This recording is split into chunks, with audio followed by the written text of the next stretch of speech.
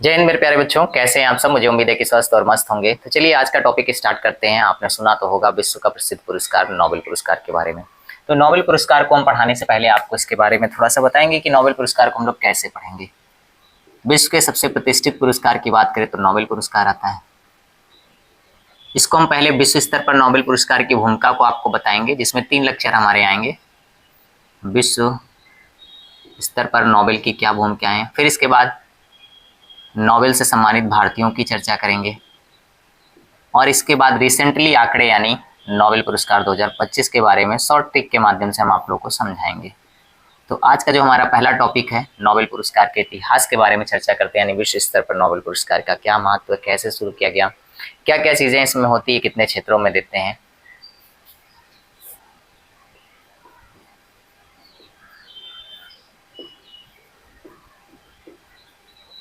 Nobel पुरस्कार की बात करते हैं तो यह पुरस्कार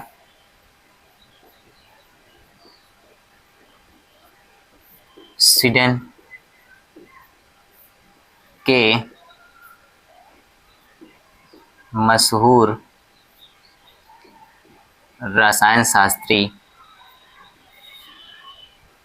अल्फ्रेड बर्नार्ड नोबेल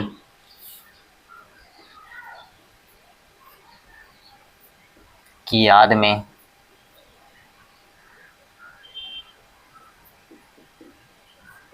हर साल 10 दिसंबर को नोबेल फाउंडेशन द्वारा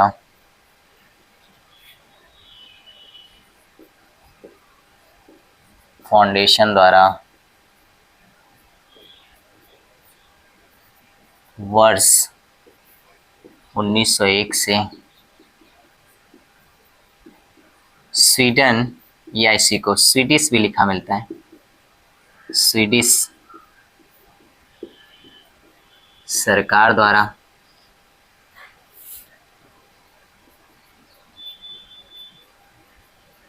दिए जा रहे हैं।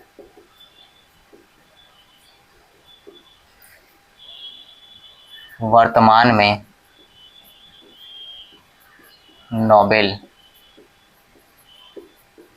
पुरस्कार 6 क्षेत्रों में दिए जाते हैं। 6 क्षेत्रों में दिए जाते हैं। इम्पोर्टेंट है, ये कौन कौन से क्षेत्र हैं ये भी पूछ लेता है आपका। वो क्षेत्र आपके आते हैं शांति यानी पीस, साहित्य यानी लिटरेचर, भौतिकी यानी फिजिक्स, रसायन यानी केमिस्ट्री, चिकित्सा या इसी को फिजियोलॉजी भी कहते हैं,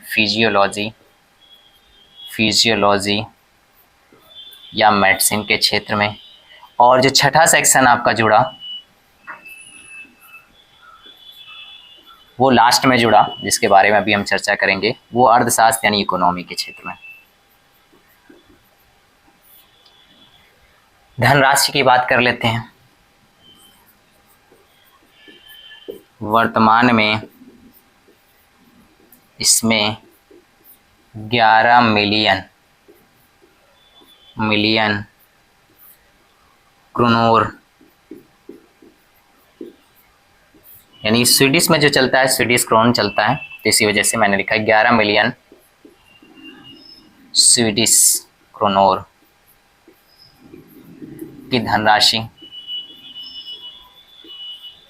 दी जाती है।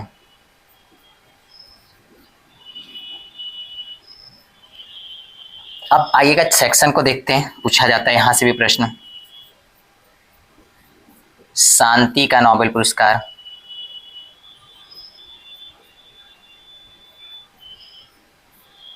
पुरस्कार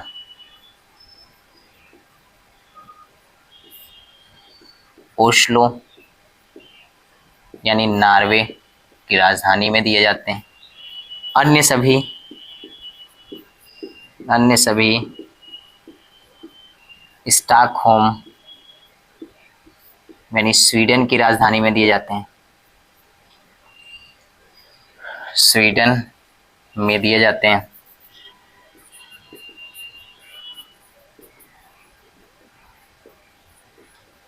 अब एक मैंने आपको बताते छठा सेक्शन जो बाद में जुड़ा था वो है इकोनॉमी का यानी अर्थशास्त्र का। तो अर्थशास्त्र के क्षेत्र में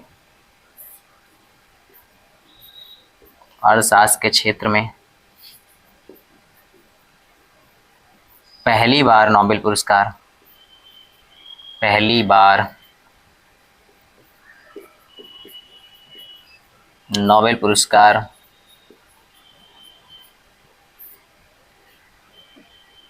1969 में दिए गए, यानी 68 में अनाउंसमेंट हुआ था और 69 में दिए गए। अन्य बिंदुओं में देखिएगा वन लाइनर प्रश्न कैसे पूछे जाते हैं, इनको भी थोड़ा सा साथ में बढ़ा लीजिएगा। अन्य बिंदुओं में पहला पॉइंट तो आपका पूछता है सबसे अधिक उम्र में नोबेल पुरस्कार पाने वाले व्यक्ति के बारे में। तो अमेरिका के जॉन गुड इनफ थे, जिन्हें 97 साल की उम्र में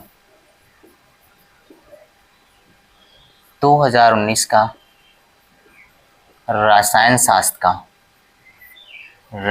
शास्त्र का नोबेल दिया गया था।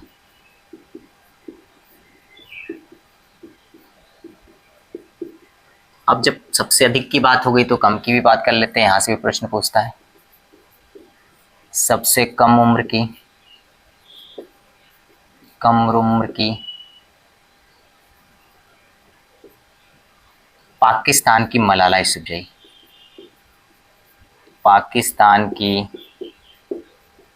मलाला यूसुफजई हैं, जिन्हें 17 साल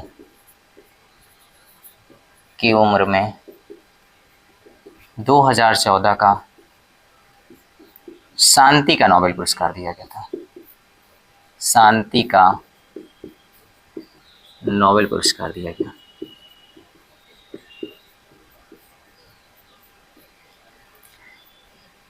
अन्य पॉइंट को और देखिएगा, मैरी क्यूरी एकमात्र ऐसी महिला हैं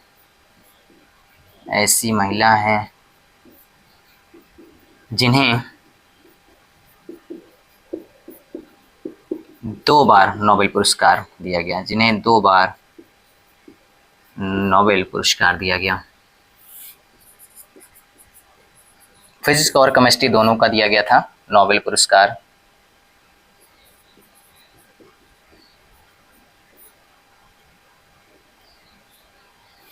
इसके बाद देखिएगा जॉन बॉर्डिन एक ऐसे वैज्ञानिक हैं या नोबेल विजेता हैं जिन्हें 2 बार भौतिकी का नोबेल पुरस्कार दिया गया।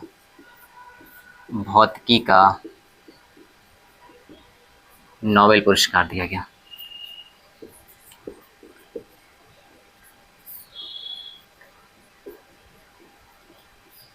और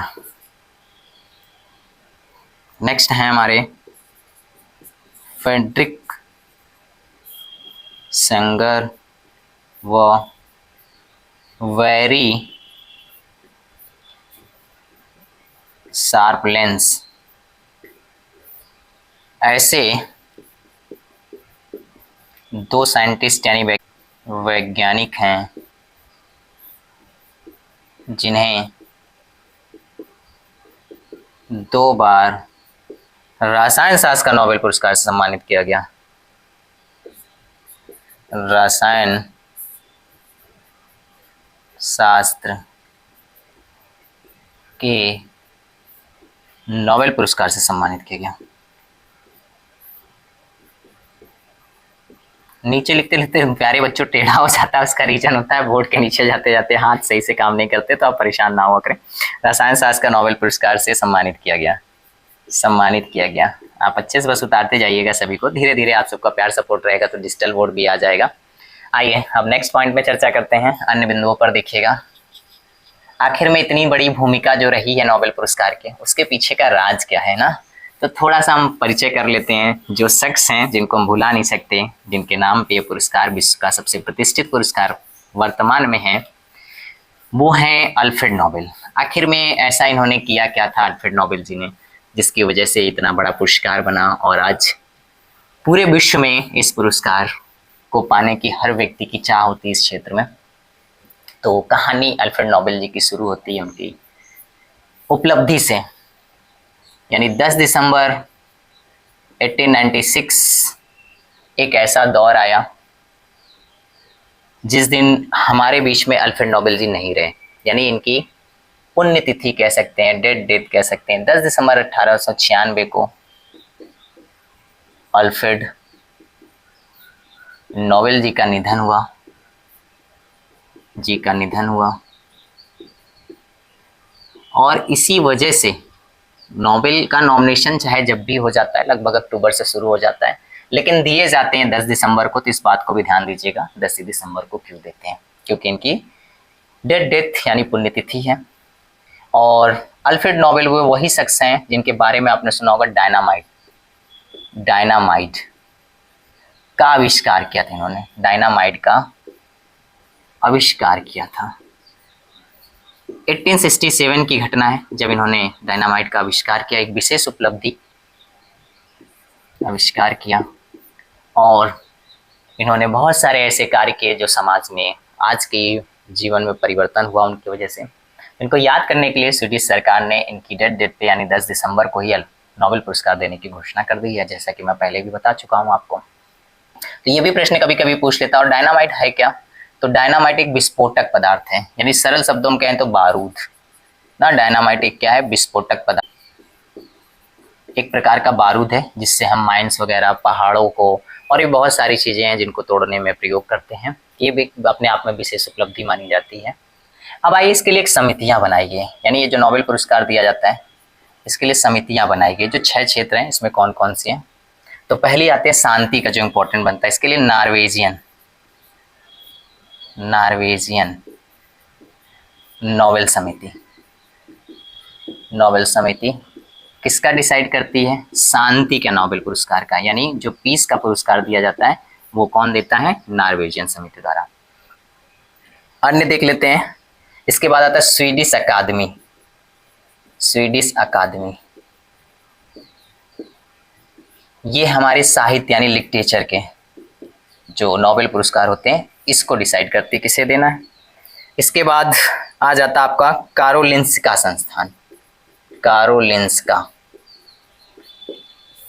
संस्थान। ये डिसाइड करता आपका जो इम्पोर्टेंट है चिकित्सा यानी फिजियोलॉजी। पूछा भी है कई बार, चिकित्सा, मेडिसिन या फिजियोलॉजी। ये संस्था डिसाइड करती है किसे देना है। इसके बाद आ जाता है आपका रॉयल स्वीडिश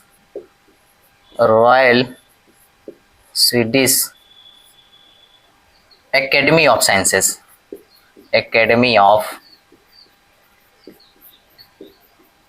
साइंसेस। ये आपके बचे हुए तीनों को डिसाइड करते हैं, यानी फिजिक्स भौतिकी, रसायन यानी केमिस्ट्री, और लास्ट अर्थशास्त्र यानी इकोनॉमी।